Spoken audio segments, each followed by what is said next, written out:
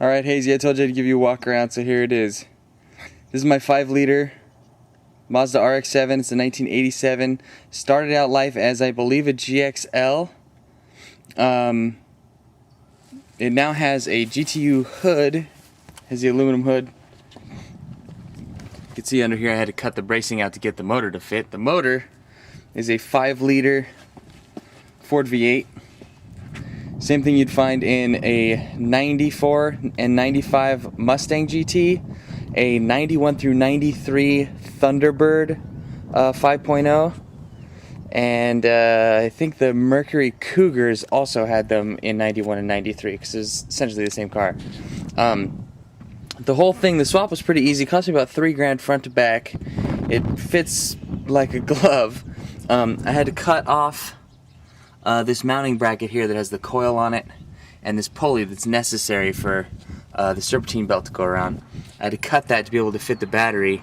If I didn't do that, I'd have to put the battery in the trunk, which I had it in the back for a while, but you can't drag race like that. I had to have a switch on the bumper and all that stuff, so I decided to just put it up front because I'm not going to have, didn't want air conditioning or power steering on this thing anyway. It has the stock radiator in it.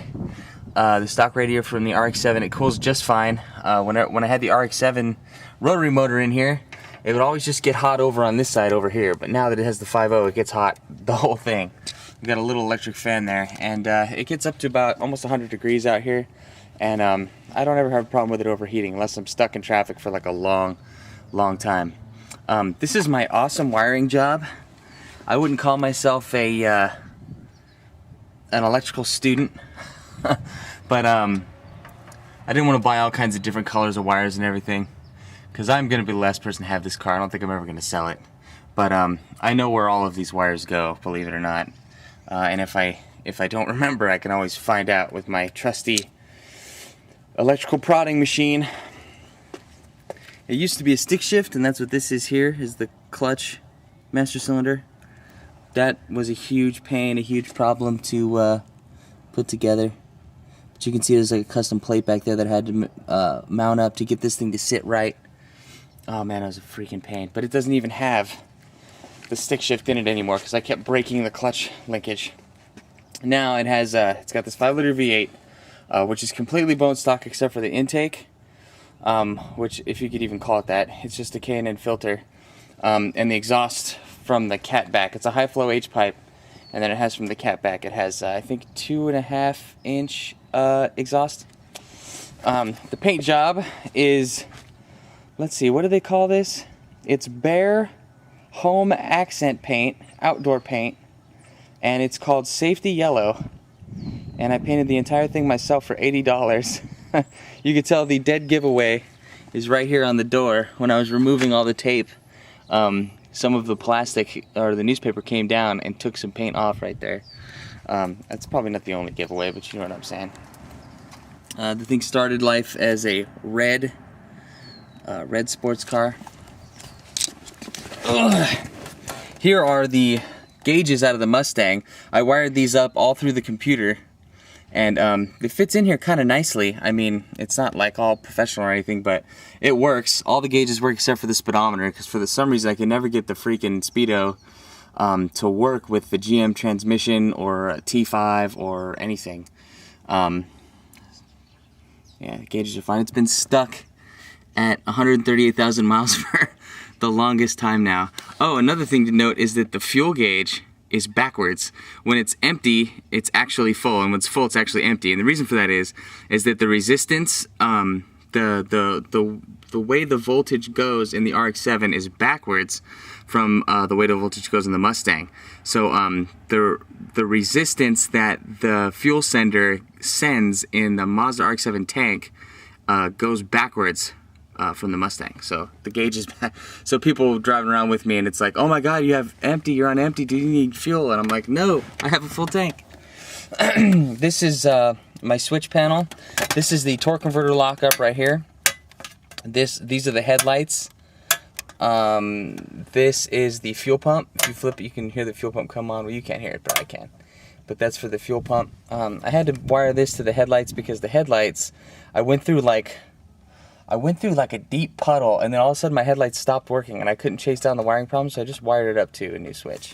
This is a B&M Quicksilver shifter. It's mated to a 700 R4. I don't know if it's out of a Corvette. I think the 704 was out of a Corvette, but I had it rebuilt with a Beast Sun shell and all brand new parts. But the whole transmission is brand new, and it freaking shifts like a beast. Let's see, what else can I say?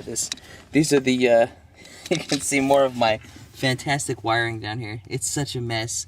The guy that had the car before me made did an awesome install of an alarm system, and the alarm install just freaking fantastic.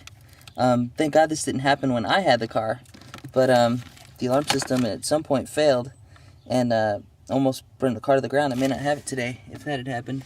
You can see the clutch pedal is missing because I pulled it out because it broke for the final time, and I said I'm just putting an automatic in it. I was tired of dealing with it. Let's see here. Ugh. I need a new seat badly. This gets worse and worse every single year. This car is California smog legal. Let's see here. We have I always take my jack with me with a star wrench, which is underneath here, and some jumper cables and jack stands and oil. You never know when you're gonna have to put a couple quarts of oil on something like this. I also have the spare tire back here, which I've used several times.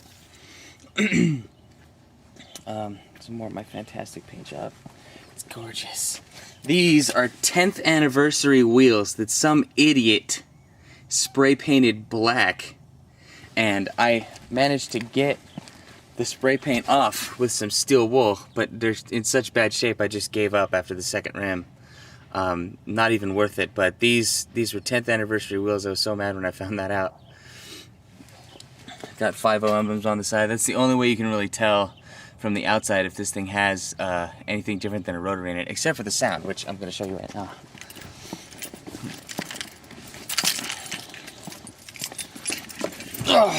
So we'll go ahead and fire it up. There's a bit of a procedure to starting this thing. I know this video is going to be long, but there's a lot to talk about with this car. You turn the key to the on position, then you have to hit the fuel pump, then you have to come down to the start button, which is nestled right down in here. And that fires the bad boy up. It squeaks a little bit. I think that's from my alternator.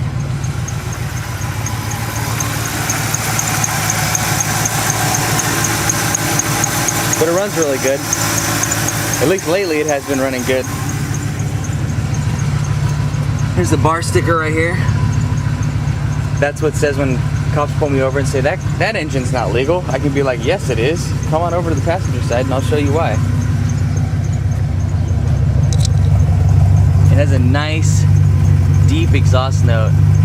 I really like the way the exhaust came out. The exhaust I had custom built.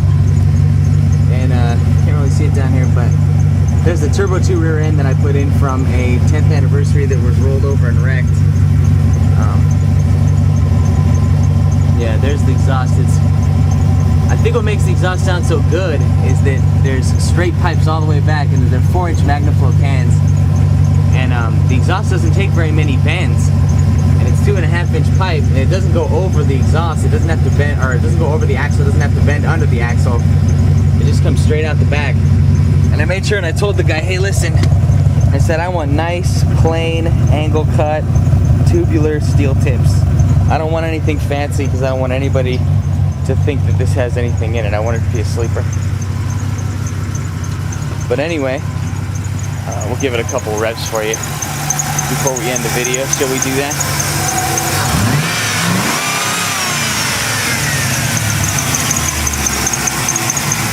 That's it.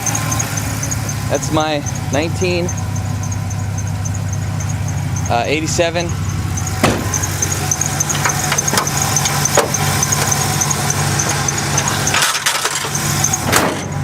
Mazda RX7 with a 5-liter V8. So there you go, Hazy. Now you have it. Thanks for watching, bud. I'll see you in the stream.